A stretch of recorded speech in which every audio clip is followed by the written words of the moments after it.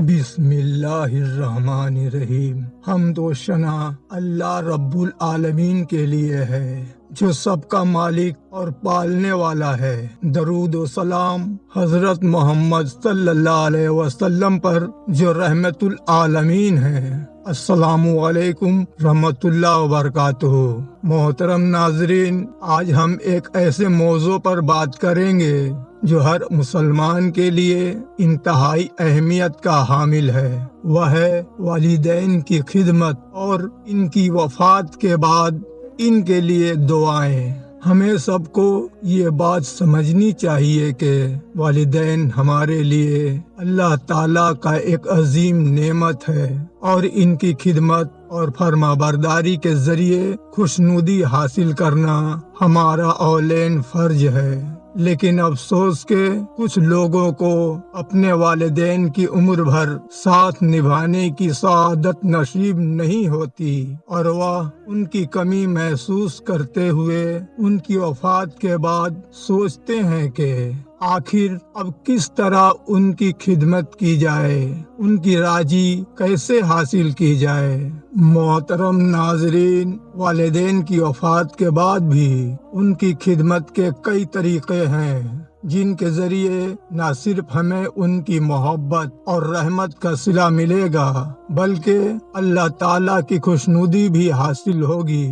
قرآن مجید میں اللہ تعالیٰ ارشاد فرماتے ہیں وَقُلْ رَبِّ اغْفِرْ لِي وَلِوَالِدَيَّ وَلِمَنْ دَخَلَ بَيْتِيَ مُؤْمِنًا وَلِلْمُؤْمِنِينَ وَالْمُؤْمِنَاتِ وَلَا تَزِدِ الظَّالِمِينَ إِلَّا خَبَالًا۔ سورۃ مریم آیت 86۔ اس کا اردو ترجمہ یہ ہے، اب کہہ دیجئے کہ اے میرے رب مجھے بخش اور میرے ماں باپ کو بخش اور میرے گھر میں جو مومن داخل ہوتے ہیں انہیں بخش اور سب مومن مردوں اور عورتوں کو بخش اور تو ظالموں کے سوا سب کی برائی اور زیادہ نہ کر۔ اس آیت مبارکہ سے یہ بات عیاں ہے کہ ہمیں چاہیے کہ اپنے والدین کے لیے بخشش کی دعائیں کریں، وہ چاہے زندہ ہوں یا فوت ہو گئے ہوں۔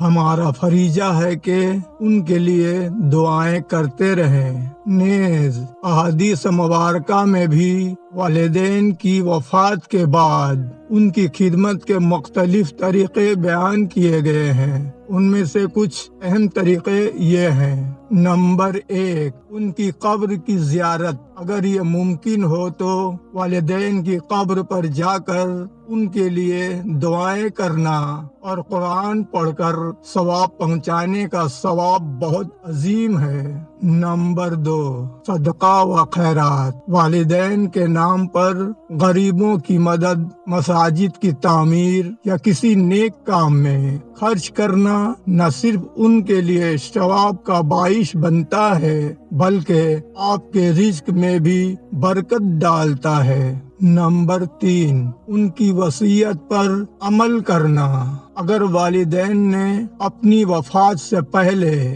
کوئی وصیت کی ہے تو اس پر عمل کرنا ان کی خدمت کا ایک اہم ذریعہ ہے۔ نمبر 4، ان کے دوستوں اور عزیزوں سے حسن سلوک۔ والدین کے دوستوں اور عزیزوں سے اچھا برتاؤ کرنا دراصل انہیں خوشی دینے کا سبب بنتا ہے کیونکہ وہ والدین کی محبت کی وجہ سے آپ سے محبت رکھتے ہیں۔ نمبر 5، ان کی نیکیوں کا ذکر۔